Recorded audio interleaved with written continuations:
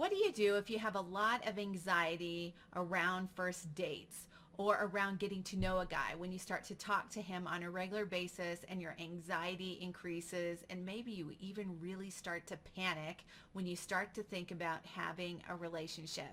Today I'm going to give you 3 tips that you can put into practice in your relationships right now that will help you overcome or deal with dating anxiety. Stay tuned.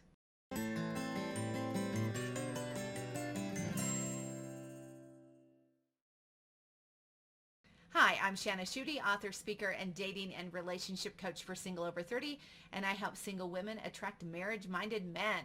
Sounds great, right?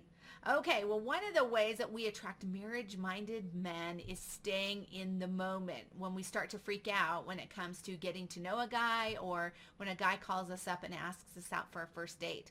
So I'm going to give you 3 things that you can put into practice in your relationships right now that will help if you're the type that kind of freaks out. And believe me, this is not a condemnation for anybody because I was the queen of freak out following some hurts that I had in my relationships. Whenever a guy would call me up on the phone, he'd call me up and say, "Hey, Shanna, do you want to meet me for coffee?" And I'd say, "Yeah," and I'd hang up. And within 3.5 seconds flat, I had met him for coffee. I'd met his mother. I was dating him. I was folding his underwear and having his babies. Like my head had gone that far down the line because I had so much anxiety around relationships. If you can relate, these 3 tips will help. So the first thing is to recognize that relationships happen in stages. So the first stage that you're in when you start to meet somebody, when you meet someone for a first date or when you talk to them on the phone or you meet them for coffee is you are an acquaintance. You're not even a friend. I think one of the things that our society has really done a disservice to us women and even men is that all we know about dating is that you meet somebody, you fall in love with them, and then you get married. And that's a problem because we think that we're supposed to move from A to Z in the relationship just like that. And that's not the way a healthy relationship progresses. There are stages in every healthy relationship, and I talk about those in a course that I'm going to be releasing this year on dating with confidence and clarity and understanding the 5 relationship stages that lead to the altar. But our society has done a really big disservice to us. So when you first meet somebody, remember that you are in the acquaintance stage. This is not a marriage proposal. So because it's not a marriage proposal, it's only a time when you are moving through a dating process, which leads me to my second point. Dating is a process.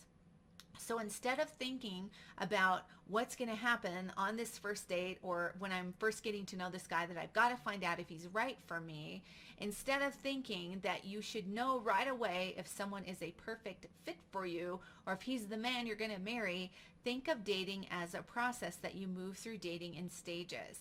And the third thing is that you want to stay in the moment. So that means that whenever you find yourself thinking about the future and start ruminating over what's will happen or should happen or how you hope it will happen or whatever, when you start thinking about the future too much, then just stop yourself and recognize that you need to stay in the moment. So on a first date, your only job on a first date is to just have a conversation. That's it. It's the same way that you would have a conversation if you met a good girlfriend or someone that you'd never met before. It's only to have a conversation. It's not to assess if this person's right for you. So when you leave that first date or those first conversations, your only question to ask yourself is, hey, did I have a good time or was that a nice conversation? That's it. So remember, relationships happen in stages. Think of dating as a process and remember to stay in the moment. I hope these things help and I will see you next time. Oh, and if you're not subscribed, go ahead and hit the subscribe button and you'll be notified whenever a new video is released on YouTube if that's where you're watching.